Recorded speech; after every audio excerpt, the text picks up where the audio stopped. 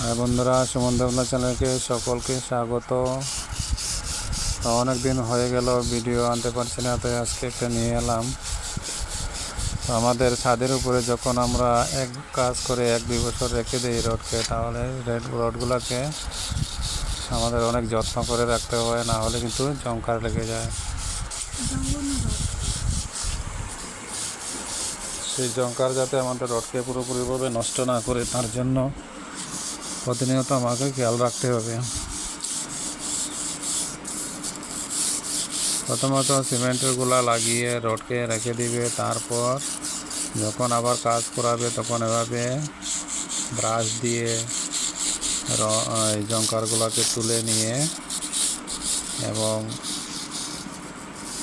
পরিষ্কার করে তারপরে কাজ ধরাবেন। তো দেখুন, নিচের দিকেও অনেক সিমেন্ট লেগেছে, তো এটাকেও এইভাবে করে সিমেন্টগুলোকে সরাতে হবে, না হলে বন্ডিংটা আসবে না। আমি মোটামুটি চেষ্টা করছি করার। এটা আপনারা সবসময় নিজেরাই করবেন, কারণ অন্যরা তো আর আপনার কাজের এত গুরুত্ব দেবে না, কারণ ওদের কি আসে যায়। এই কাজটা অন্ততপক্ষে নিজেই করবেন।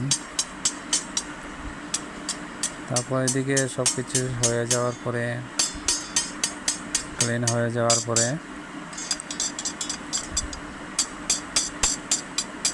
এক ধরনের কেমিক্যাল পাওয়া যায় মার্কেটে।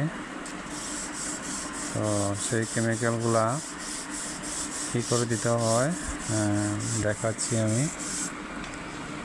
তো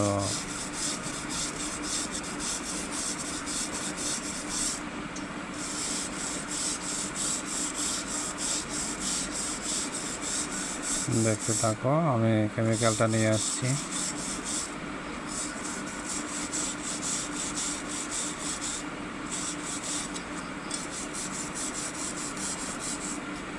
এই জংকারগুলো না ছাড়ালে কিন্তু আপনার যে খুঁটিটা দেবেন সেটা কিন্তু জং ধরে, সেটার আয়তনে বেড়ে যাবে এবং ভিতরে সিমেন্টের যে পিলারগুলো ভিতরে থেকে নষ্ট হয়ে যাবে। তার জন্য যত ক্লিন থাকবে তত আপনার দীর্ঘস্থায়ী হবে। তো এভাবে যত্ন করে কাজটা করতে হয়।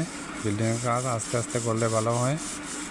তো বন্ধুরা, এই যে হচ্ছে কেমিক্যালটা, তো আপনারা যেটা ইচ্ছা সেটা নিতে পারেন। আমি এটা পেলাম তাই এটা নিয়ে আসলাম, রাস্ট রিমুভার। তো এটাকে একটু বাটির মধ্যে আমি মোকা খুলে ঢেলে নেব।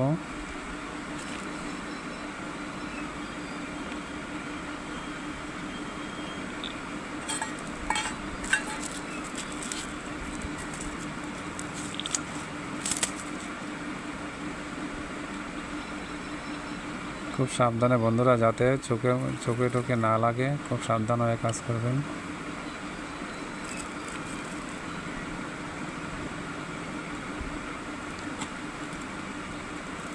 এবার সেই কেমিক্যালকে ব্রাশ দিয়ে আমি লাগিয়ে দেব। ব্রাশ দিয়ে লাগানোর 10 থেকে 15 মিনিট পরে আপনারা একটা শুকনা কাপড় দিয়ে সেটা মুছে নেবেন। তাহলে আপনার সেই কাজটা দীর্ঘস্থায়ী হবে, বা পরিষ্কার পানি দিয়েও মুছে নিতে পারেন। তারপর উপরের কাজ শুরু করতে পারেন। তো যাই হোক বন্ধুরা, এই ছিল আজকের ভিডিও। যদি ভালো লাগে তাহলে লাইক করো,